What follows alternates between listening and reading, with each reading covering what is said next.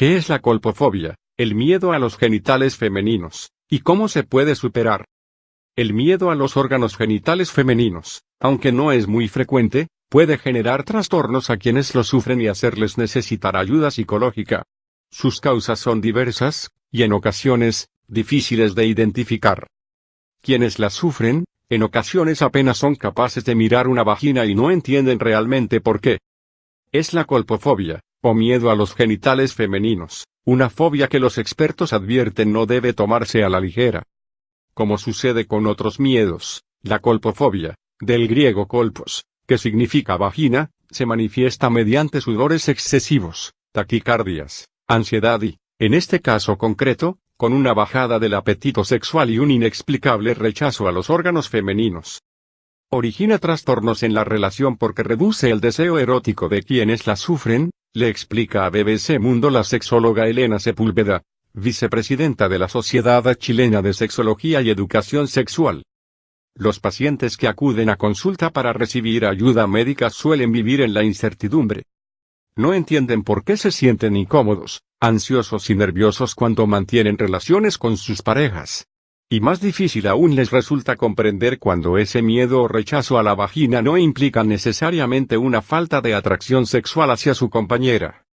Los especialistas aseguran que no es una fobia frecuente, aunque no existen datos públicos de diagnóstico. Y no tiene por qué ser exclusiva de hombres a mujeres, sino que también puede darse entre mujeres homosexuales.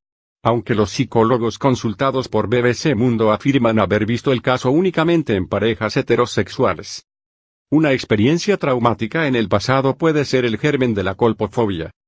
Pero otros pacientes no recuerdan ni identifican una causa específica, y es ahí donde radican los mayores problemas.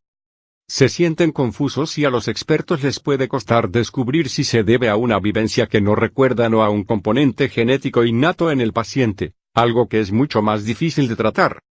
El origen. Acuden a consulta acusando deterioros en la relación y es ahí donde comienza la terapia de descubrimiento, con muchas horas de sesión, por lo general para averiguar el origen de ese miedo, cuenta la sexóloga Sepúlveda sobre los pacientes que llegan en búsqueda de su asesoramiento. Asegura que, algunas veces, los pacientes apenas pueden mirar a la vagina, de practicarle sexo oral a la pareja o de ayudarle en la masturbación. Sepúlveda subraya que, en algunos casos, no se trata solamente de un miedo transitorio o fundamentado. Algunos pacientes, por simple naturaleza, no disfrutan de la desnudez, las caricias o los roces de la misma forma que el resto de individuos, y reducen su intercambio sexual exclusivamente a la penetración.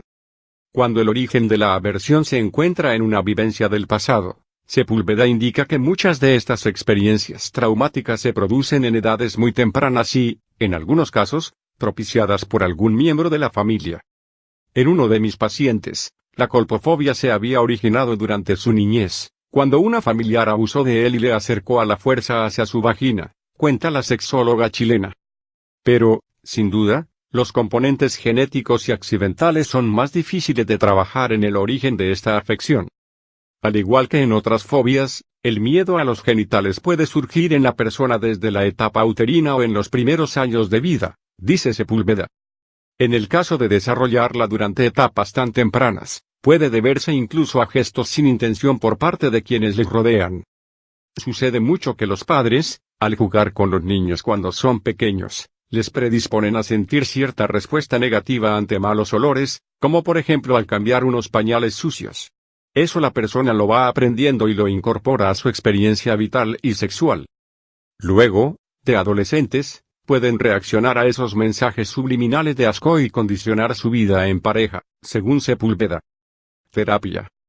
Lo cierto es que no existen fórmulas mágicas para el tratamiento de la colpofobia.